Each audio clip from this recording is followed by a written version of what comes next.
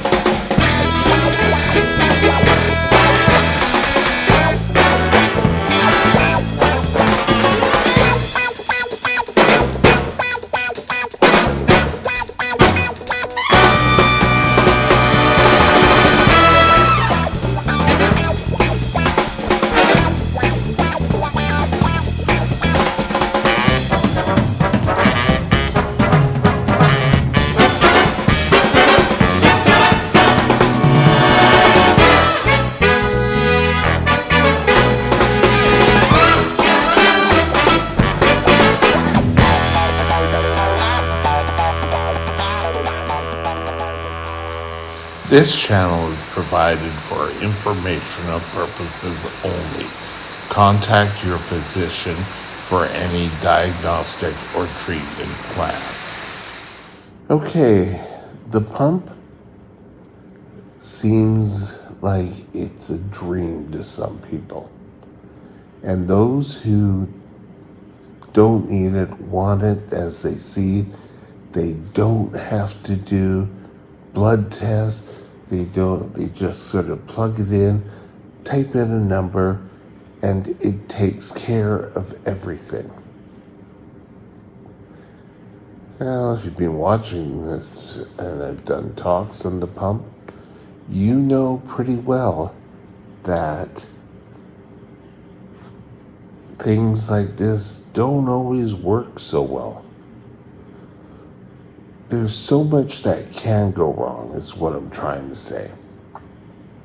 First of all, number one is that you have your site and it's on your body, and insulin goes in through that site. You put it in with a catheter around the needle. It pierces the skin. You pull the needle out, and the catheter is able to give you insulin. Sounds pretty simple, doesn't it? Well, the number one reason is the little catheter that is left in your body. Sometimes simple things like rubbing your skin with a towel, it can pull it out and it could be sitting on top of your skin instead of through your skin. Thus, your blood sugars will increase. Now, we have talked about having a high blood sugar, and that a lot of times isn't a concern. It's when you have 2, 3 in a row and you keep giving insulin and your body doesn't absorb it, doesn't utilize it. That requires a site change. The next one is you're attached by this catheter, or at least I am. There is a pump called an Omnipod where you wear a pod. This one, yes, you can get caught on your catheter. The Omnipod can just be ripped from your body. And you're going to need to put it back on. Keeping it flowing as quickly as possible. Now, if you don't, and you say, oh yeah, I'll do it when I get home, within 2 hours, you could be in DKA. And DKA sneaks up, and it is the worst. So, if you need to find that you need to change your tubing or your site, you need to do it quickly. Now, you can also have your site in your body and it doing what it's doing, but your body starts having scar tissue or clots around the catheter in there. So you need to pull it out and put a fresh one in. So this should tell you that you need to have emergency kits with you. Now, you can put it in a purse, you can put them in briefcases. I used to have everything in my briefcase when I worked. I know at work, it got caught on a shelf and it pulled it out. And stupid me didn't call my manager in early and say, hey, I need you to come in because I need to go home. I stayed there and worked, and I ended up drinking so much. I got home, and the first thing I did when I got home is I sat down for 2 minutes and then had to go to the bathroom, and I threw up. And I got up and I started to feel better, but it wasn't long before we were at it again. So I decided, okay, I'll take insulin. I took insulin, I laid down, but I don't know if it was enough. Gave a correction value and everything. I just took insulin. I didn't worry about things, and I was in DKA. Probably a good sign that you are in DKA is you start to revisit stuff you ate. And it's not a good thing to feel it. So you need to be confident that you can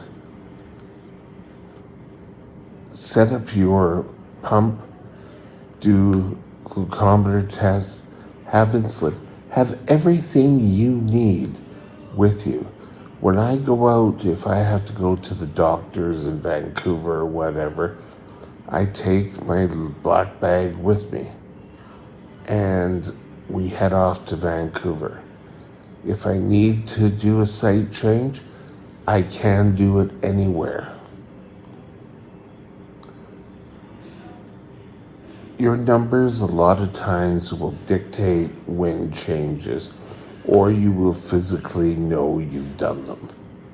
Very rarely do you sort of not know something's happened. The kink catheter is probably the one that you're not going to associate that you've done everything.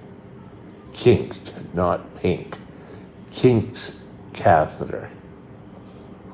So if you have at least 2 high blood sugars that you've taken corrections for and it has not come down, just do a site change. It's probably going to be the easiest thing. Now, at school, in elementary school and some high schools, you can have your supplies there. High school, you can have them in your locker, and that's great. Elementary schools, you can have, I believe they have to be stored at the office or in the nurses. Now, site changes to deliver insulin, you could also lose a sensor. So often I get up and, the day you have to change, you rush, sorry, get this out of my way, and you find you've forgotten to change your sensor. Well, take it off and just do your finger pokes.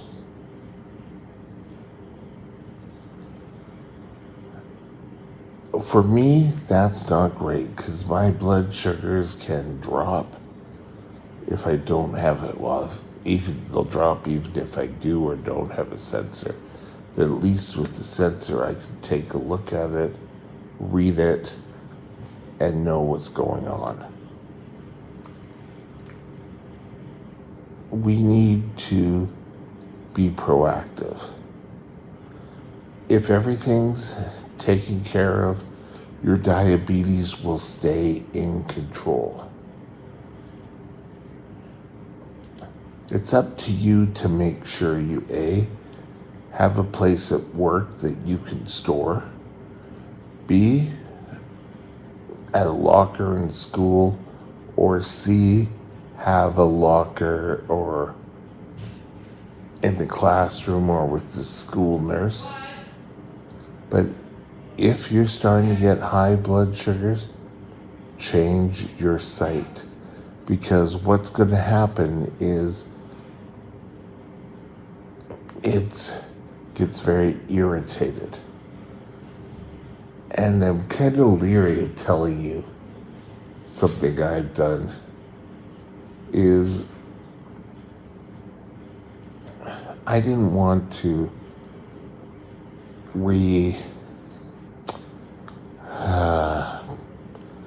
redo a whole new setup because my insulin was going low. I didn't want to reset up the whole thing. So I quickly unhooked the reservoir, put a new little cap thing on it, filled it up with insulin, and inserted that into the catheter, and things were going fine until it got infected. Because somewhere along the lines, I did not count for cleanliness. At least when you're using a whole new unit, things are taken care of. So, what am I trying to tell you in these videos? Have an emergency kit with you. You could keep it in your car. You could keep it at your desk. You could son or daughter could have it in their nurse's office. You need to ensure that you have supplies with you at all times. When traveling, whether it be for pleasure or for work, you want to make sure you take enough. When I had to go back east for meetings, a week of meetings, I packaged up 2 weeks' supply of everything I would need. And I took it with me. And it's a good thing I did, because the second day, my pump got knocked out of me and I had to redo it. And I was able to do it, get back to the meeting, all within 10 minutes. You start to realize how quickly you can do it when you have to. So be prepared. If you're in doubt, change the site. Chances are you'll be right. And with that, I hope you have a great day. We'll talk later. Bye now. My email is mikesdiabetesworld@gmail.com. mikesdiabetesworld@gmail.com.